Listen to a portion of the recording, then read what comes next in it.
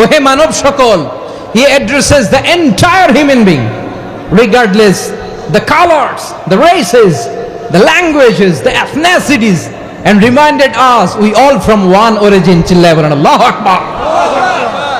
আল্লাহ বলেন তোমাদের সবাইকে বানিয়েছি এক পিতা আদম, এক মাতা হাওয়া থেকে, দলে দলে গ্রামে গ্রামে ছড়িয়ে দিয়েছি যাতে করে তোমরা পরিচিত হতে পারো। আমি আল্লাহর কাছে তোমাদের কোনো ধরনের আলাদা মর্যাদার কোনো স্ট্যান্ডার্ড নাই, একটা ছাড়া। ইন্না আক্রামাকুম ইনদাল্লাহি আতকাকুম, আমার কাছে তার মর্যাদা সব চাইতে বেশি যার হৃদয়ে তাকওয়া থাকবে বেশি। আল্লাহর কাছে ধনী গরিবের পার্থক্য নাই,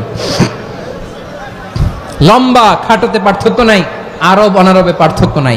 এই আয়াত নাজিল করে আল্লাহ তাআলা বিভেদের দেয়াল বা প্রাচীরকে ভেঙে গুড়িয়ে দিয়েছেন। সবাই সমান, আমরা সবাই সমান, কোনো পার্থক্য নাই। তাহলে আমরা এক উম্মাহ, আওয়াজ করে বলতে হবে আমরা কি?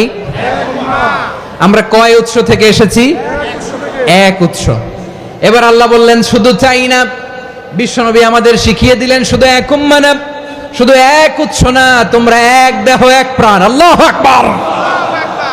এক দেহ এক প্রাণ বানানোর কথা না, বিশ্বনবীর কথা। বিশ্বনবী বলেন মাসালুল মুমিনিনা ফি তাওয়াদ্দিহিম ওয়া তাআতুফিহিম ওয়া তারাহুমিহিম মাসালুল জাসাদ, মুমিনের ভালোবাসা, সম্প্রীতি, ঔদার্যতা, এটা দৃষ্টান্ত কি? লাইক ওয়ান সিঙ্গেল বডি, একটা দেহের মতো সবাই। ইনিশতাকা মিনহু উদুন তাদাআলাহু সাইরুল জাসাদি বিসাহরি ওয়াল হুম্মা, দেহের একটা অঙ্গ যদি ইনজুর্ড হয় সারা দেহ যেমনি ব্যথা পায়, পেইন পায়, তেমনি গোটা বিশ্বের যেখানেই হোক মুসলিম আঘাত পেলে গোটা বিশ্বের সব মুসলিমের কলিজায় যে লাগে, ঠিক কিনা? আরেক বর্ণনায় বিশ্বনবী বলেন আল মুসলিমুনা কা রাজুলিন ওয়াহিদ ইয়ানি জাসাদিন ওয়াহিদ, পুরো মুসলিম হচ্ছে, উম্মাহ হচ্ছে এরকম এক দেহ। ইনিশতাকা আইনু ইশতাকা কুল্লু, চোখে ব্যথা লাগলে যেমনি সারাটা দেহ ব্যথা অনুভব করে, ইনিশতাকা রাসুহু ইশতাকা কুল্লু, মাথায় ইনজুরি হলে যেমনি সারা দেহে ব্যথা লাগে, গোটা বিশ্বের যেখানেই মুসলিম ব্যথা পাক, আক্রান্ত হোক, গোটা বিশ্বের সব মুসলমানের কলিজায় লাগে, ঠিক কিনা বলেন? আচ্ছা, আপনার চোখে ব্যথা, কোথায় ব্যথা? আপনার চোখে যেহেতু ব্যথা, সারা দেহে তো খুব আরাম লাগে, তাই না? আপনার প্রচন্ড মাথা ব্যথা মাঝে মাঝে হয় না আমার ভাইয়েরা? মাথা ব্যথা হয় না আপনাদের? প্রচন্ড মাথা ব্যথা, তো সারা দেহটা তো খুব আরামে আছে না? নাকি চোখে ব্যথা লাগলে, ইনজুরি হলে সারা দেহ সেই ব্যথা অনুভব করে? মাথায় ব্যথা হলে সারা দেহ সেই ব্যথা অনুভব করে কি করে না? ঠিক অনুরূপ ভাবে কাশ্মীরে আমার মুসলিম ভাইরা আক্রান্ত হলে আমাদের হৃদয়ে রক্তক্ষরণ হয় কি হয় না? ফিলিস্তিনে আমার ভাইদের উপর যখন বম্বিং হয় আমাদের চোখ বেয়ে দাঁড় দাঁড় করে পানি ঝরে কি ঝরে না? আমার রোহিঙ্গা মুসলিম ভাইরা যখন কাঁদে তাদের সাথে আমরাও কাঁদি কিনা? কেন কাঁদি? কারণ এক দেহ। কথা বুঝে নাই? আওয়াজ করে বলেন এক দেহ। এই আপনাদের আওয়াজ, হ্যাঁ? ব্যাটারি ফিউজ হয়ে গেছে, পেকুয়ার পোলাপানদের গলায় আওয়াজ নাই।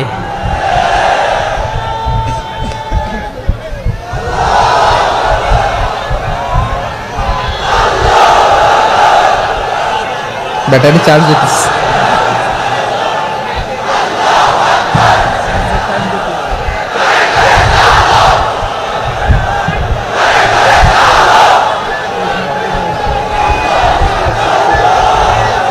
মাশাআল্লাহ মাশাআল্লাহ। না না না, ইয়ে হয় নাই, ফিউজ হয় নাই।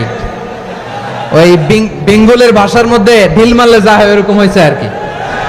খেপায় তুলছে আমি। ওই যে ফিলিস্তিনের পতাকা উড়াচ্ছে, আমরা এই পেকুয়ার ময়দান থেকে ফিলিস্তিনের সাথে, আমার ভাইদের সাথে আমরা সংহতি প্রকাশ করছি। আমরা মুষ্টিবদ্ধ হাতকে উপরের দিকে করে আওয়াজ করে আমার সাথে সাথে পড়ুন, ফ্রি ফ্রি আল আকসা।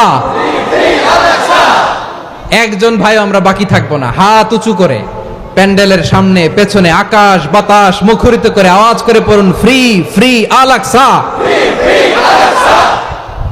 আওয়াজ তুলে পড়ুন, ফ্রি ফ্রি আল আকসা, ফ্রি ফ্রি আল আকসা।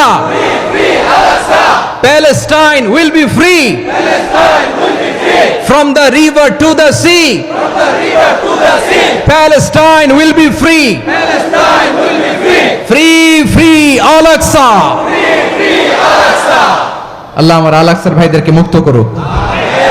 মক্কা মদিনায় যে যেমনি আমরা নামাজ পড়ি ওই পবিত্র মসজিদের পাশে যেন আমরা নামাজ পড়তে পারি। আল্লাহ তৌফিক দাও। আওয়াজ তুলে, হৃদয় থেকে আওয়াজ তুলে পড়ুন আমিন। আমরা এক উম্মাহ, এক উৎস থেকে এসেছি, আমরা এক দেহ। আমরা কি? এক দেহ এক প্রাণ। আওয়াজ করে বলুন, এক দেহ এক প্রাণ।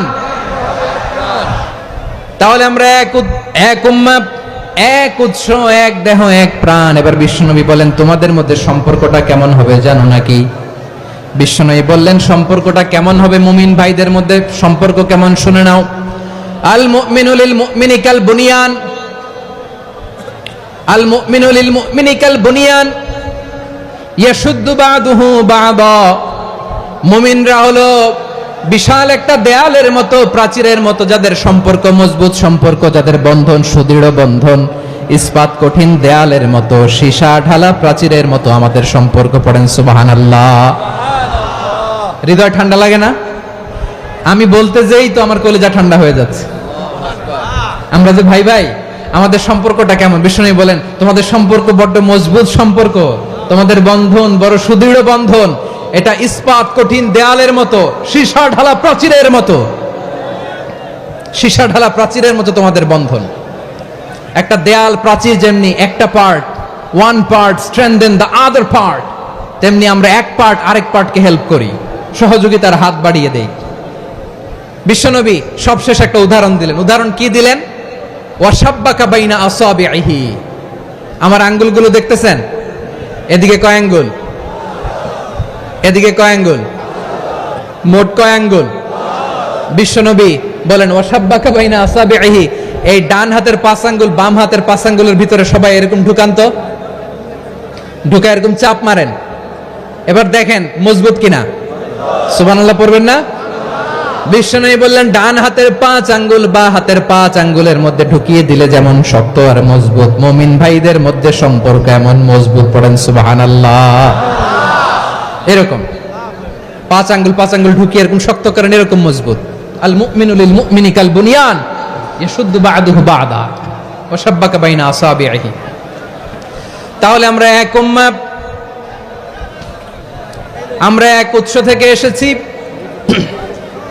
আমরা এক দেহ এক প্রাণ, আমাদের সম্পর্ক বড় মজবুত। এবার আল্লাহরে বললাম, আল্লাহ আমাদের সম্পর্কটার একটা নাম দিয়া দেন। আমাদের এই চমৎকার সম্পর্কের একটা নাম থাকার দরকার আছে না নাই? রব্বুল আলামিন আমাদের সম্পর্কের একটা চমৎকার নাম দিলেন। নামটা হচ্ছে ভাই ভাই সম্পর্ক। কি সম্পর্ক?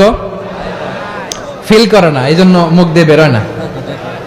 ভাই ভাই, আমরা একে অপরের কি? তো ভাইয়ের যে তুমি ঢিল মারলা একটু আগে, একটু আগে যে ঢিল মারলা, পানি মারলা, আল্লাহ আমাদেরকে তুমি মাফ করো। আমরা ভাই ভাই, কিন্তু তাবলীগের দাওয়াতের কাজ করতে যে এক ভাইয়ের হাতে আরেক ভাই খুন হয়, এমন নজির এই দেশে আছে না নাই? কি করে পারলে তুমি? হ্যাঁ, দিনের প্রচার করতে যে তোমার ভাইয়ের রক্তে তুমি হাত রাঙ্গালে কি করে? আমাদের সম্পর্কের নাম দিয়েছে আল্লাহ তাআলা ভাই ভাই। আমরা বললাম, আল্লাহ আমরা এক উৎসব, এক উম্মাহ, এক দেহ এক প্রাণ, আমাদের সম্পর্কের একটা নাম দিয়ে দেন। রব্বুল আলামিন বললেন, ইন্নামাল মুমিনুনা ইখওয়াতুন ফাসলিহু বাইনা আখাওয়াইকুম ওয়াত্তাকুল্লাহ লাআল্লাকুম তুরহামুন। নিশ্চয়ই মুমিনরা হলো ভাই ভাই, নিশ্চয়ই তোমরা মুমিনরা ভাই ভাই, তোমাদের সম্পর্কের নাম তোমরা পরস্পর ভাই ভাই। এই ভাই ভাইয়ের মধ্যে যদি বিরোধ লাগে তাহলে আপোষ মীমাংসা করে দাও, শান্তি সমঝোতা করে দাও। আল্লাহকে ভয় করো, রহমত নাজিল করবে কে? ভাই ভাইয়ের মধ্যে যদি বিরোধ হয় কি করবেন? আরো লাগাই দিবেন নাকি? মাশাআল্লাহ, মিটাই দিব। তোমরা ভাই ভাই, ভাই ভাই বিরোধ হলে আপোষ মীমাংসা করে দাও, শান্তি সমঝোতা করো, মজা নিও না। টেকুয়াতে আপনার বাড়ির পাশে আপন 2 ভাই মারামারি লাগছে, আপনি দেখলে কি করেন? অনেকে মজা নেয়। অনেকে কি করে? মজা নেয়, আরেকটু লাগুক। আবার বলে হাত থাকতে মুখে কি বলে? কপাল পোড়া। কপাল পোড়া, আফসোস তাদের জন্য, কপাল পোড়া। ভাই ভাই ঝগড়া লাগলে বলবেন যে হাত থাকতে মুখে কি নাকি?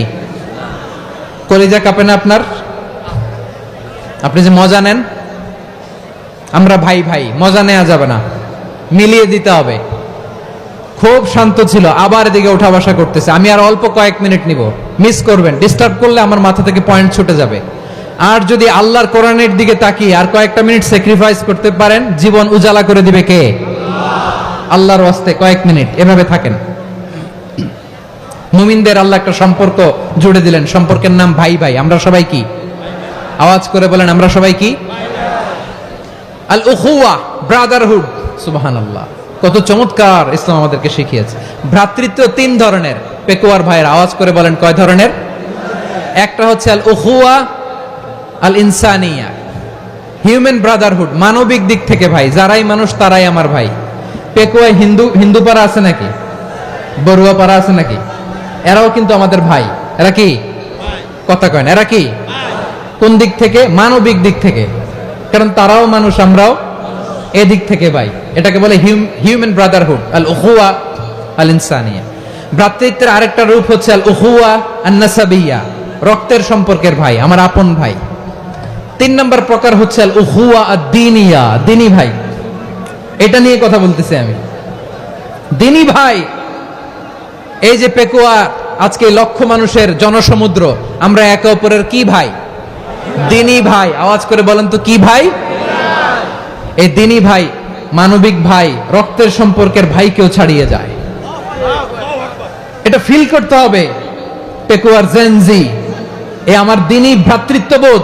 ফিলিস্তিনে বোমা ফুটলে যে আমি তাহাজ্জুদের জায়নামাজে কাঁদি, কাশ্মীরের ভাইরা আক্রান্ত হলে যে আমার বুক ফেটে কান্না আসে, কারণ আমরা দিনী ভাই। আমরা কি ভাই? দিনী ভাই। এই বসো বসো। সম্পর্কের দিক থেকে এটা সবচেয়ে মজবুত, এটা আমাদেরকে ফিল করতে হবে। সম্পর্কের দিক থেকে এটা কি? সবচেয়ে মজবুত, দিনী ভাই। বদরের প্রান্তর, এদিকে কোরাইশরা, এদিকে মুসলিমেরা। কোরাইশের মধ্যে, কোরাইশ গোষ্ঠীর মধ্যে অনেকে আছে বাবা, তার কলিজার টুকরা ছেলে মুসলিম সেনাবাহিনীর এদিকে দাঁড়ানো, মুখোমুখি দুইটা ব্যাটালিয়ন সেনাবাহিনী, কোরাইশদের বাহিনী, মুসলিম বাহিনী। কোরাইশদের এখানে বাবা, এইখানে ছেলে। কোরাইশদের এখানে ছেলে, এইখানে বাবা। ইসলাম তাদেরকে পৃথক করেছে। আর মুসলিম সেনাবাহিনীর মধ্যে কেউ কাউরে চিনে না, কেউ আনসার, কেউ মুহাজির, কেউ ছোট, কেউ বড়, কেউ দাস, কেউ মালিক, সব মিলেমিশে একাকার। কিসে তাদেরকে আবদ্ধ করলো? এই দ্বীনি ভ্রাতৃত্ব। চিল্লায় বলো ঠিক কি না? এজন্য আল্লাহ বলেন, ইন্নামাল মুমিনুনা ইখওয়াতুন ফাসলিহু বাইনা আখাওয়াইকুম ওয়াত্তাকুল্লাহা লাআল্লাকুম তুরহামুন। খবরদার শুনে রেখো, তোমরা মুমিনরা হলো ভাই ভাই। পেকুয়ার ভাইরা আওয়াজ করে বলো, আমরা কি? আর জোরে বলো, আমাদের সম্পর্ক কি? ভাই ভাই সম্পর্ক। ফাসলিহু বাইনা আখাওয়াইকুম, যদি ভাইয়ে ভাইয়ে বিরোধ হয় মজা নিও না। মুখ থাকতে, হাত থাকতে মুখে কি এমন মন্তব্য করো না, আরো লাগিয়ে দিতে যেও না। মিলিয়ে দাও, শান্তি সমঝোতা করে দাও, কারণ তোমরা সবাই হলে দিনী ভাই। আমরা কি? দিনী ভাই। মিলিয়ে দিবেন। আমার পেকুয়ার ভাইয়েরা, দুইজন ঝগড়া লাগলে মিলিয়ে দিলে যে কত সওয়াব, এটা আমরা অনেকে জানি না। দুইজন ঝগড়া লাগছে, আচ্ছা আপনাদের কোথাও এলাকায় আগুন লাগলে আপনারা কি ঢালেন? পানি। অনেকে ওই জায়গায় তেল ঢালে। এরকম ডাকাইতে আছে না নাই? আগুন নিভানোর জন্য ঢালতে হবে কি? একদল এখানে কি ঢালে? আল্লাহ তাআলা এরকম মাইন্ডসেটের, মানসিকতার হওয়া থেকে আমাদেরকে তুমি বাঁচাও। ঝগড়া লাগলে মিলিয়ে দিবেন। কি করবেন? তিন জায়গায় প্রয়োজনে মিথ্যা বলা যায়। কয় জায়গায় মিথ্যা বলতে? তাওরিয়া, মানে কথা একটু ঘুরিয়ে বলবেন। এক নাম্বার, আপনার ওয়াইফকে খুশি করার জন্য, সে একটু এরকম না বলে একটু কৌশল করে বললে খুশি হবে, ওটা বলা যায়। দুই নাম্বার, জীবন মরণের ব্যাপার, জান বাঁচানোর জন্য একটু কৌশল করে ঘুরিয়ে বললেন, এটা জায়েজ। তিন নাম্বার, দুইজন ঝগড়া লাগছে, তাদেরকে মিলিয়ে দেওয়ার জন্য কৌশল করে একটু মিথ্যা বলা, ঘুরিয়ে বলা জায়েজ। দুইজনের মধ্যে দেখলেন যে সম্পর্ক খারাপ, তো একজনরে বললেন, ভাই সে তো ওই দিন আপনার ব্যাপারে অনেক প্রশংসা, কি আমার ব্যাপারে প্রশংসা? তার সাথে তো আমার মারাত্মক সম্পর্ক। কি বললো? এই বললো আপনি নাকি এই করছেন ওই করছেন, অনেক প্রশংসা। লোকটার মন খুশি হয়ে যাবে তার ব্যাপারে, ঠিক কিনা? আবার তার সাথে যার ঝগড়া, ওরে যে বলুন ভাই ওই দিন তো সে আপনার অনেক অ্যাপ্রিসিয়েশন করলো, অনেক। সে তো অবাক, কি রে বলে কি? আমার এই যে দুইজনের ব্যাপারে দুইজনের একটু ভালো ভালো কথা বলে দিচ্ছেন, একদিন দেখবেন রাস্তা দিয়ে হাঁটার সময় একে অপরকে সালাম দিয়ে ফেলছে, সালাম দিয়ে বুকে জড়ায় ধরছে, আছে না নাই? আবার মিলমিশ হয়ে গেছে। কিন্তু আমাদের স্বভাব হইলো দুই প্রতিবেশী যদি একসাথে বসে একসাথে হাঁটে, দূর থেকে দেখলে আমাদের জলে, আছে না নাই? ঘটনা কি? এই দুইটার মধ্যে এত মিল কে? এই দুইটার মধ্যে গিরিঙ্গি লাগানো যায় কিভাবে? হ্যাঁ, এই বন্ধুত্ব ফ্রেন্ডশিপ নষ্ট করা যায় কিভাবে? এরকম মানসিকতা সবার না, আমাদের অনেকের মধ্যে আছে না নাই? আল্লাহর কাছে তওবা করেন এই মানসিকতার যেন আমরা না হই, আমরা মিলিয়ে দিব। কানগুলো খরগোশের কানের মতো খাড়া করে শুনুন পেকুয়ার ভাইরা। বিশ্বনবী বলেন, আলা উখবিরুকুম বিআফদাল দারাজা, আলা উখবিরুকুম বিআফদাল মিন দারাজাতিস সিয়ামি ওয়াস সালাতি ওয়াস সাদাকা। হে আমার উম্মতেরা, নামাজ, রোজা, দান, দেখেন নামাজ, রোজা, দানের চেয়েও বড় কোন শ্রেষ্ঠ ইবাদতের কথা আমি কি তোমাদের বলবো না? সাহাবারা তো অবাক, বলে কি নামাজের চেয়ে বড় ইবাদত, রোজার চেয়ে বড়, দান করার চেয়ে বড় ইবাদত? সাহাবীরা বললেন, বালা ইয়া রাসূলুল্লাহ, নবী বলেন। বিশ্বনবী বললেন, নামাজের চেয়েও বড়, রোজার চেয়েও বড়, যাকাতের চেয়েও বড়, সাদাকার চেয়েও বড় একটা ইবাদত আছে, আমি কি তোমাদের বলবো না? সাহাবারা বললেন, ইয়া রাসূলুল্লাহ, বালা অবশ্যই বলবেন, সেটা কি? বিশ্বনবী বললেন, ইসলাহু যাতিল বাইন। দুইজন যখন ঝগড়া লেগেছে, তোমার দুই ভাই যখন ঝগড়া লেগেছে, এই দুইজনের মধ্যে বিরোধ মিটিয়ে মীমাংসা করে দেয়া হচ্ছে সবচাইতে সেরা কাজ। দুইজন ঝগড়া লাগছে, ইসলাহু যাতিল বাইন, দুইজনের মধ্যে মিলিয়ে দেয়া, এটা নামাজ, রোজা, সাদাকার চেয়ে বেশি সওয়াব। সুবহানাল্লাহ, এত আস্তে? হ্যাঁ, ওয়াত্তাকুল্লাহ ওয়া আসলিহু যাতা বাইনিকুম, সূরা আনফাল। আল্লাহ বলেন, আল্লাহরে ভয় করো, ঝগড়া লাগলে মজা নিও না, ওয়াত্তাকুল্লাহ, আল্লাহরে ভয় করো, ফাসলিহু যাতা বাইনিকুম, মিলিয়ে দিও। তাহলে আমরা মিলায়ে দিব, রাজি আছেন তো? তাহলে আমরা এক উম্মাহ, এক উৎস থেকে এসেছি, এক দেহ এক প্রাণ, আমাদের সম্পর্ক বড় মজবুত, সীসাঢালা প্রাচীরের মতো, কেউ টলাতে পারে না, কেউ ভাঙতে পারে না, ঠিক কিনা? আবার আমাদের সম্পর্ক হলো ভাই ভাই, আমরা ঐক্যবদ্ধ থাকার জন্য দুনিয়ায় এসেছি। কেমন করে ঐক্যবদ্ধ থাকতে হয় দুনিয়াবাসীর শেখানোর জন্য এসেছি। আল্লাহ বলেন, ও নবী, শুধু মুসলমানের মধ্যেই ঐক্য করলে হবে না, প্রয়োজনে ইহুদি নাসারাদের সাথে ঐক্য গড়ে তোলো। কথা শুনতেছেন? প্রয়োজনে আহলে কিতাবদের সাথে ঐক্যবদ্ধ হওয়ার আদেশ দিয়েছে কে? সবাই বলতে হবে, আওয়াজ করে বলেন। আহলে কিতাব ইহুদি নাসারাদের সাথেও প্রয়োজনে ঐক্যবদ্ধ হওয়ার ঘোষণা দিয়েছে কে? বিশ্বনবী মক্কা থেকে মদিনায় হিজরত করতে গেছেন, ওখানে ইহুদিদের সাথেও কোয়ালিশন করেছেন। সুবহানাল্লাহ পড়বেন না? বনু কাইনুকা, বনু নাদির, বনু কুরাইজা, এই তিনটা দলের সাথে বিশ্বনবী কোয়ালিশন করেছেন একসাথে। কিন্তু তাদের বিশ্বাসঘাতকতার কারণেই তারা বহিষ্কৃত হয়েছে মদিনা থেকে। বিশ্বনবীর এখানে কোনো দোষ নাই, বিশ্বনবী ঐক্যবদ্ধ হতে চেয়েছেন। আল্লাহ তাআলা নবীরে বললেন, নবী তুমি তাদেরকে বলো, ও আহলে কিতাবের ভাইয়েরা, ইহুদি নাসারারা, এসো এসো এসো, আমরা এমন একটা বিশ্বাসের প্রশ্নে একত্রিত হই, যে বিশ্বাস তোমাদের নবীরাও প্রচার করেছে, যে বিশ্বাস আমিও প্রচার করি, যে বিশ্বাসের কথা তোমাদের পবিত্র ধর্মগ্রন্থগুলোতে রয়েছে, আবার যে বিশ্বাসের কথা আমার কোরআনের মধ্যেও রয়েছে, আসলে ওই কথায় আমরা একত্রিত হই। সুবহানাল্লাহ। তাহলে ভিন্ন ধর্মী তাদের সাথে যখন আমরা ঐক্য করব, কিসের উপর ঐক্য? একটা কমন ফেইথ, একটা মৌলিক বিশ্বাসের উপর ঐক্য। আল্লাহ তাআলা বলছেন, কুল ইয়া আহলাল কিতাবি তাআলাউ ইলা কালিমাতিন সাওয়াইম বাইনানা ওয়া বাইনাকুম আল্লা না'বুদা ইল্লাল্লাহ ওয়া লা নুশরিকা বিহি শাইআ ولا يتخذ بعضنا بعضا أربابا من دون الله فإن تولوا فقولوا اشهدوا بأننا مسلمون। পড়েন আল্লাহু আকবার।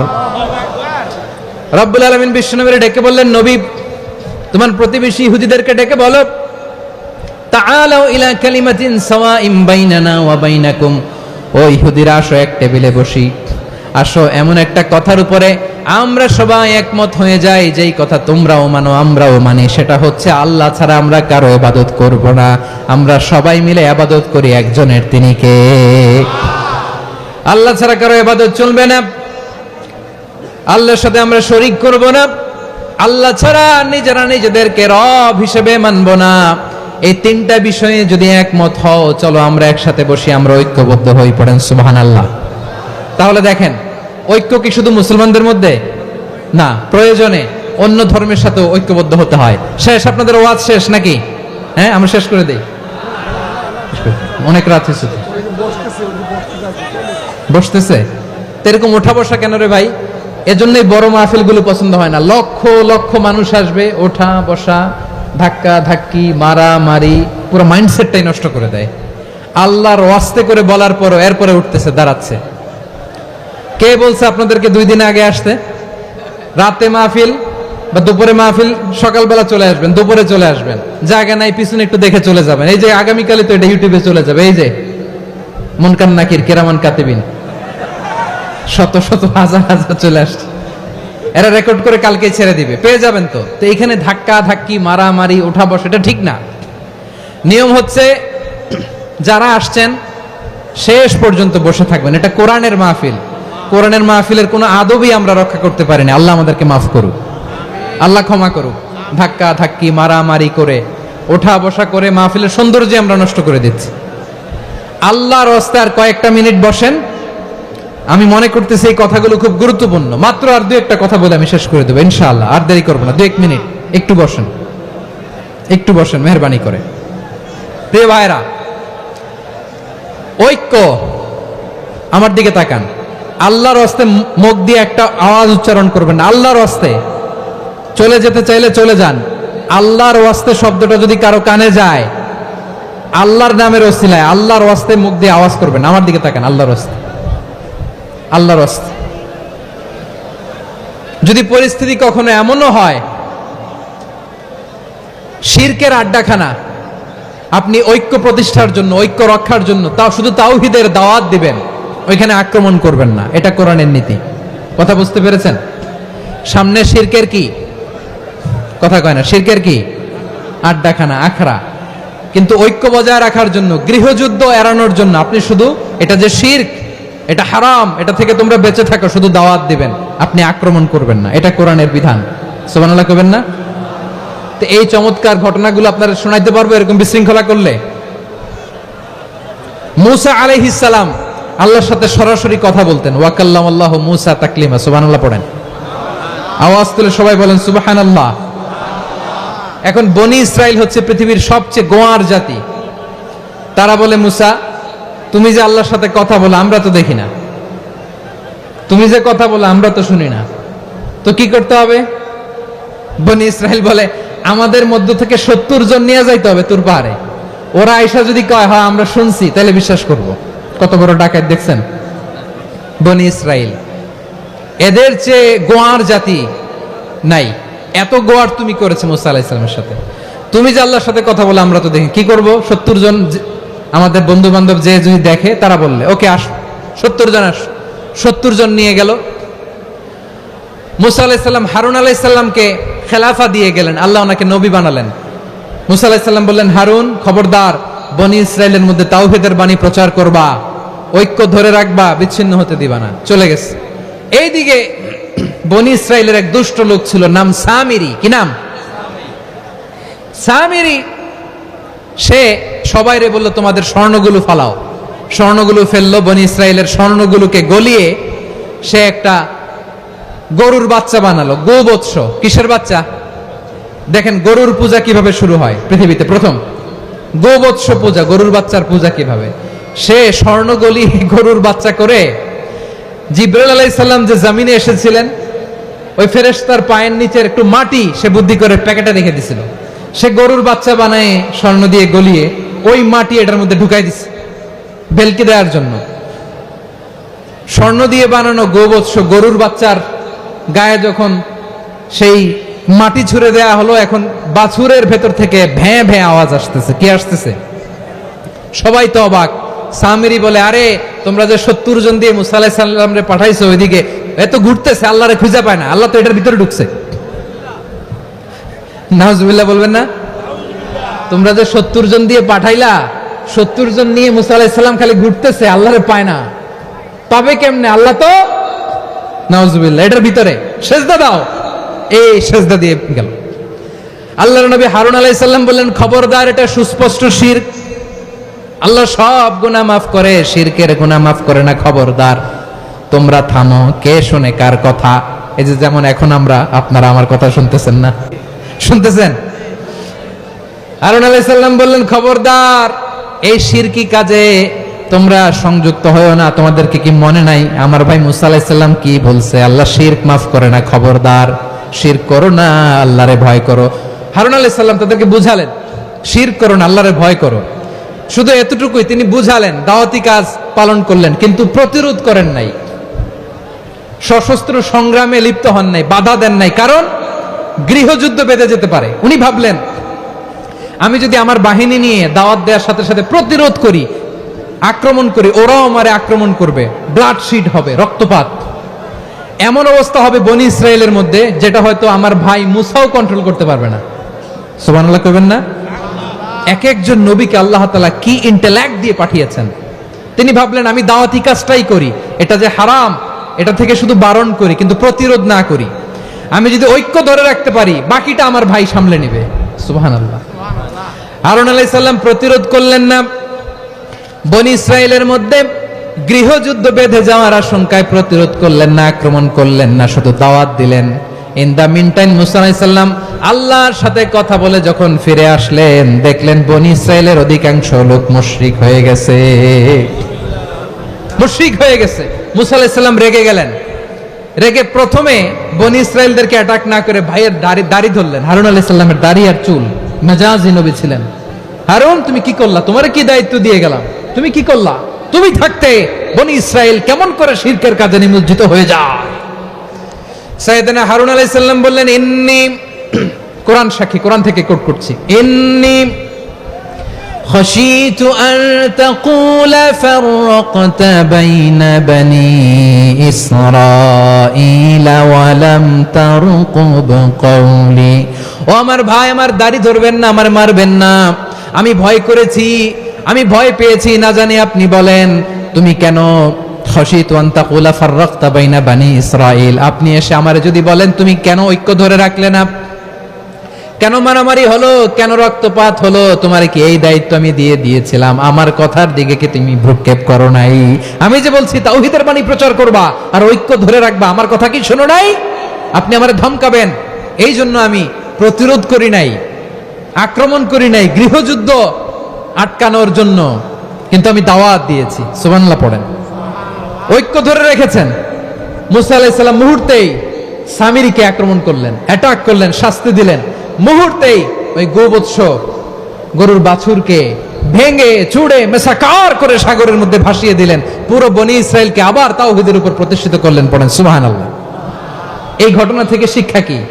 শিক্ষা হচ্ছে, আপনি শিরকের আড্ডাখানা দেখলেও বৃহৎ স্বার্থে তাওহীদের দাওয়াত দিবেন, প্রয়োজনে আপনি ঐক্য নষ্ট করবেন না। সুবহানাল্লাহ পড়বেন না? তাহলে ঐক্যের গুরুত্ব বেশি না কম? বলেন, আওয়াজ করে বলেন। ওয়াতাসিমু বিহাবলিল্লাহি জামিআ, আল্লাহর রশিকে আঁকড়ে ধরো। ওয়ালা তাফাররাকু, তোমরা বিচ্ছিন্ন হয়ো না। পেকুয়ার ভাইরা আওয়াজ করে বলেন তো, আদেশটা কার? এখন বলেন, আমাদের ঐক্যবদ্ধ জীবনের দরকার আছে না নাই? এই যে ডক্টর মোহাম্মদ ইউনূস আমাদের লিডার, উনি যে আমাদেরকে জাতীয় ঐক্যের আহ্বান জানিয়েছে, ওনার আহ্বানে আমাদের সাড়া দেওয়ার দরকার আছে না নাই? রাজনীতিবিদদের যে ডাকছে, খুশি লাগে নাই আপনার? আলেমদের ডাকছে, খুশি লাগে নাই? আলহামদুলিল্লাহ বলবেন না? আলহামদুলিল্লাহ, সবাইকে ডেকেছে, ঐক্যবদ্ধ করেছে। আমরা ঐক্যবদ্ধ থাকতে চাই, আমরা ঐক্যবদ্ধ জীবন চাই, আমরা আর কাদা ছড়াছড়ি করতে চাই না। রাজি আছেন সবাই? এখন আমরা যদি ঐক্য নষ্ট করি, আমাদের কি কি সমস্যা, কি ক্ষতি, কি কুফল? অনৈক্যের কুফল কি? কয়েকটা কুফলের কথা বলে শেষ করব। প্রিয় ভাইরা, what are the drawbacks and disadvantages of division, social and political division in the society, disunity? আমরা যদি বিচ্ছিন্ন হই, একে অপরের যদি মারামারি করি, একজন যদি আরেকজনের কাফের ফতোয়া দেয়, আমাদের কি ক্ষতি? শুনবেন? কথা কয় না, শুনবেন? এক নাম্বার ক্ষতি হচ্ছে, আমরা যদি বিচ্ছিন্ন হই আমাদের শক্তি কমে যাবে, আমাদের পাওয়ার আমরা হারাবো। আমাদের কি হারাবো? পাওয়ার। মনে রাখবেন, যখন আমি একা থাকি তখন আমি ব্যক্তি, যখন আমরা সবাই মিলি তখন আমরা শক্তি। এই শক্তি নিয়ে আমাদের সামনে এগিয়ে যাওয়ার দরকার আছে না নাই? তাহলে আমরা যদি নিজেরা বিরোধে লিপ্ত হই, আমাদের ক্ষমতা, পাওয়ার ছুটে যাবে। আমরা এই পাওয়ার হারাতে চাই না, ঠিক কিনা বলেন? রব্বুল আলামিন ঠিক তাই বললেন। রব্বুল আলামিন বললেন, খবরদার, وَأَطِيعُوا اللَّهَ وَرَسُولَهُ وَلَا تَنَازَعُوا فَتَفْشَلُوا وَتَذْهَبَ رِيحُكُمْ وَاصْبِرُوا إِنَّ اللَّهَ مَعَ الصَّابِرِينَ। আল্লাহর আনুগত্য করো, নবীর আনুগত্য করো, কিন্তু খবরদার নিজেরা বিরোধে লিপ্ত হয়ো না, নিজেরা মারামারি করো না, তাহলে তোমাদের শক্তি কমায় দিবে কে? ফাতাফশালু, তোমরা সাহস হারাবা, ওয়া তাযহাবা রিহুকুম, তোমাদের শক্তি কমে যাবে, পাওয়ার কমে যাবে। তাহলে আমরা যদি নিজেরা মারামারি করি, আমরা নিজেরা যদি বিচ্ছিন্নতায় লিপ্ত হই, আমরা যদি মতানৈক্য করি, তাহলে আমাদের শক্তি কমে যাবে, ঠিক কিনা? আমরা শক্তি কমাবো? আচ্ছা, ছোট্ট একটা বাঁশের কঞ্চি যদি আপনারা দেয়, পায়ের মধ্যে ধাক্কা দিয়ে ভাঙতে পারবেন না? এরকম বাঁশের কঞ্চি যদি 20টা একসাথে জোড়া লাগায় দেয়, ভাঙতে পারবেন? কথা বোঝে নাই মনে হয়। চিকন একটা বাঁশের কঞ্চি দিলে ভাঙা যাবে না? এরকম চিকনই 20টা বাঁশের কঞ্চি একসাথে লাগাই দিলে ভাঙতে পারবেন? কারণ যখন আমি একা থাকি তখন আমি ব্যক্তি, যখন আমরা সবাই মিলি তখন আমরা শক্তি।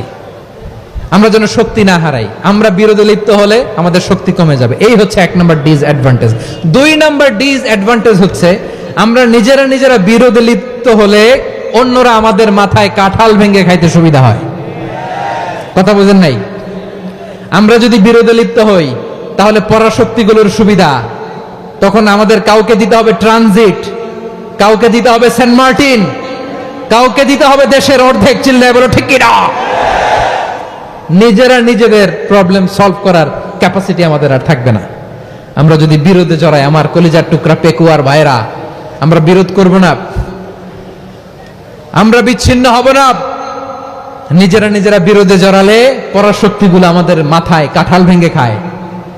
তখন ভারতের পিছনে দৌড়াতে, আমেরিকার পিছনে দৌড়াতে আমাদের জুতার তলা ক্ষয় হইয়া যাইবে। নিজেদের প্রবলেম সলভ করা যাবে না। আমরা যদি অন্যের পিছনে না দৌড়াতাম আর এই বিরোধকে থামাতে পারতাম, বাংলাদেশ আজকে যেখানে আছে তার কমপক্ষে 50 গুণ সামনে থাকতো। চিল্লায় বলেন ঠিক কিনা?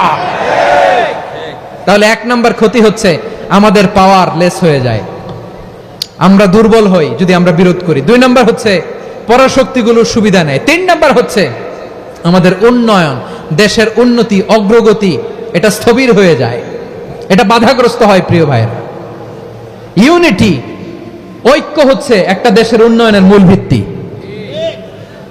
দুইজন কইছে ঠিক,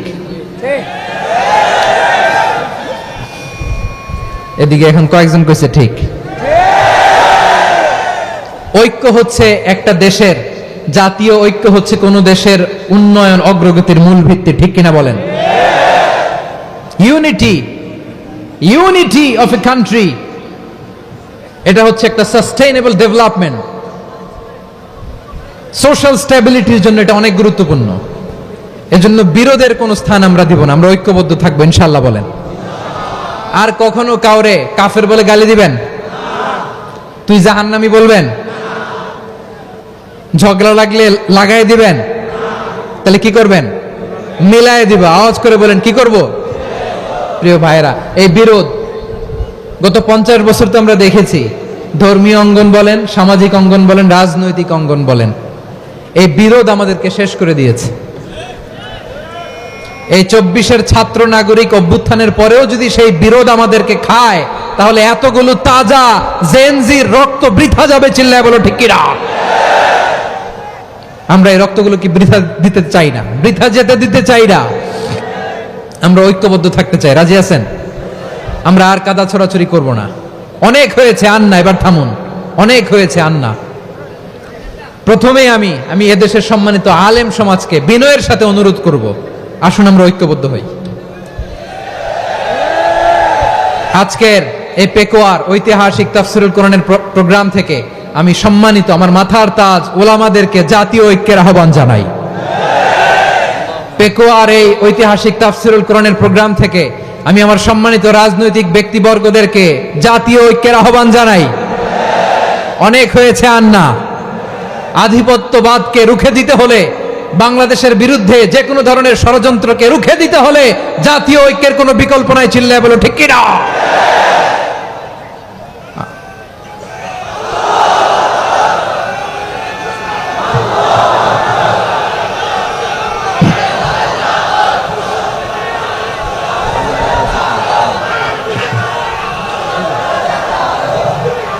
আমার প্রিয় ভাইয়েরা, আমার ভাইয়েরা,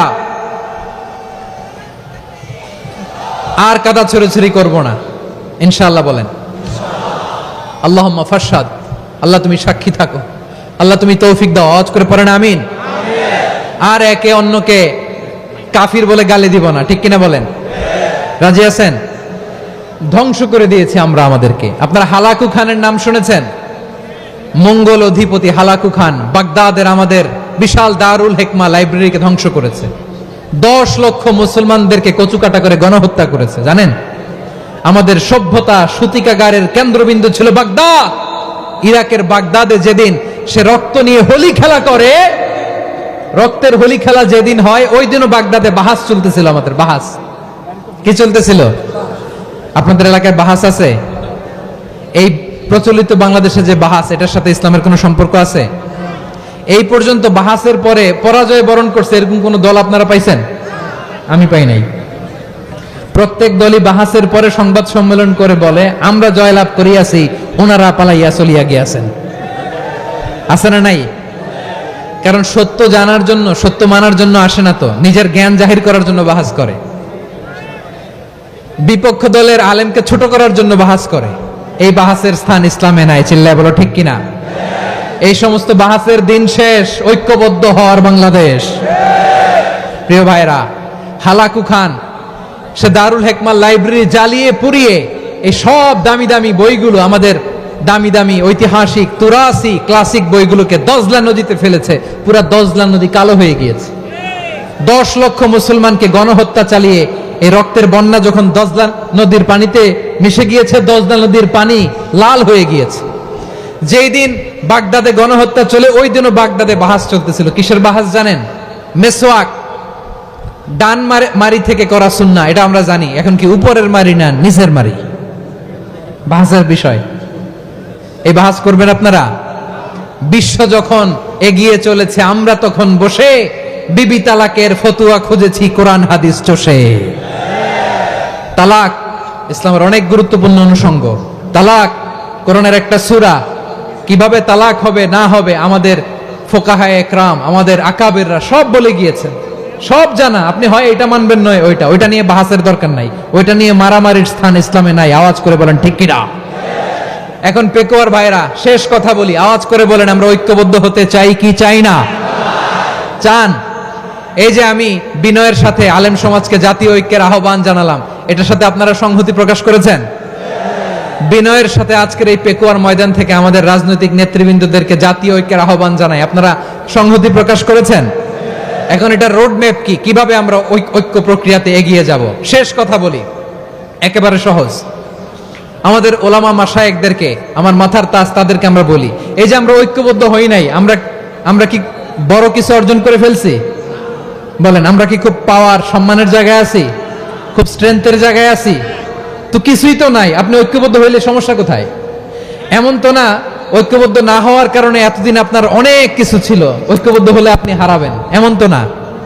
তো কিছুই যেহেতু আপনার নাই, আমার নাই, ঐক্যবদ্ধ হলে আমরা সমস্যা কোথায়? ঐক্যবদ্ধ হয়েই দেখি না, ঠিক কিনা? ঐক্যবদ্ধ হওয়ার দুইটা ওয়ে। রাজনৈতিক ঐক্য কিভাবে হবে? রাজনৈতিক সম্মানিত নেতারা ঠিক করবেন। আলেমরা কিভাবে ঐক্যবদ্ধ হবেন? শেষ কথা বলে শেষ করছি, খুব গুরুত্বপূর্ণ। This is the punching line. এদিকে তাকান।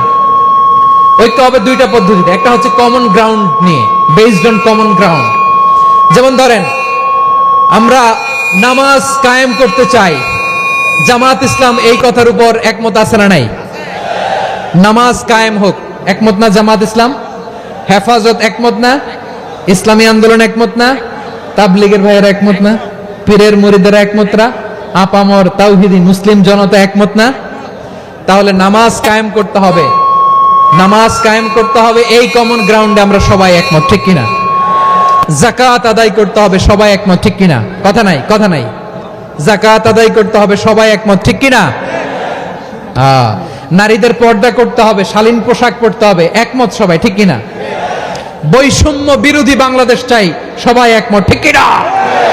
মেরিটোক্রেসি, মেরিটোক্রেসি, আর কোন মামা চাচার ফোনে পদ দিলে হবে না, মেধার ভিত্তিতে সবগুলো পদ ঠিক করতে হবে, চিল্লায় বলো ঠিক কিনা?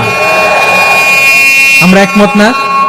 স্বাধীনতা সার্বভৌমত্বের প্রশ্নে আমরা সবাই একমত, ঠিক কিনা? আমার নবীরে গালি দিলে রাষ্ট্রীয়ভাবে সর্বোচ্চ শাস্তি তার নিশ্চিত করতে হবে, ঠিক কিনা?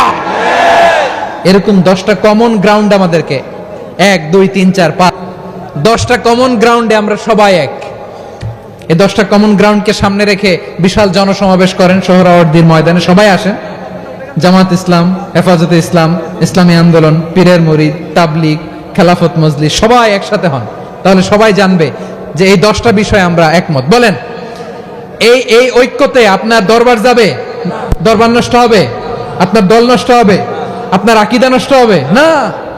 আমার মাথার তাজ সম্মানিত উলামায়ে একরাম, এই 10টা কমন গ্রাউন্ডে যদি এক হন, আপনার আকীদা নষ্ট হবে? আপনার আকীদা আপনার, আমার আকীদা আমার, আপনার দল আপনার, আমার দল আমার, আপনার পলিসি আপনার, আমার পলিসি আমার, কারো কিছু নষ্ট হবে না। কিন্তু যে বিষয়ে আমরা সবাই একমত, এরকম 10টা মৌলিক পয়েন্টে আমরা একমত হতে চাই কি চাই না? একমত হন।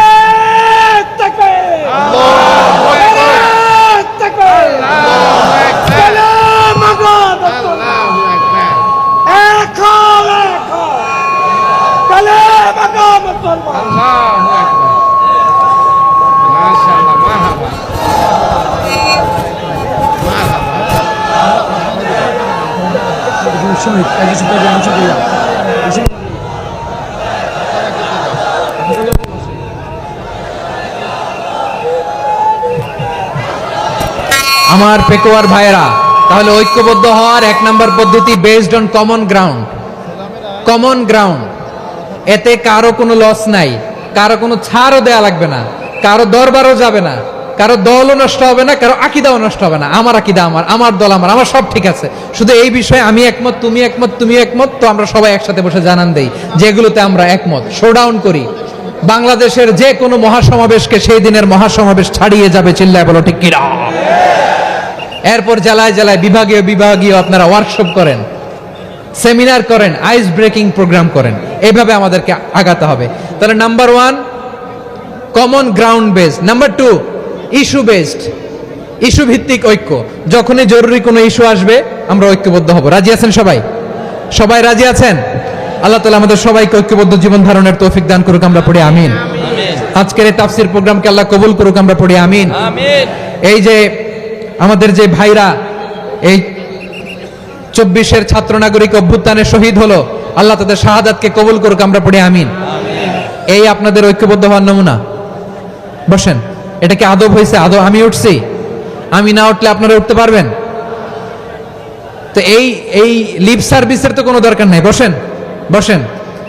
ওয়াসিম পেকুয়া, আহসান হাবিব চকরিয়া, তারা এই 24-এর ছাত্র নাগরিক অভ্যুত্থানে শহীদ হয়েছে। আমরা তাদের শাহাদাতের সর্বোচ্চ মাকাম আল্লাহর কাছে কামনা করি, আওয়াজ করে বলেন আমিন।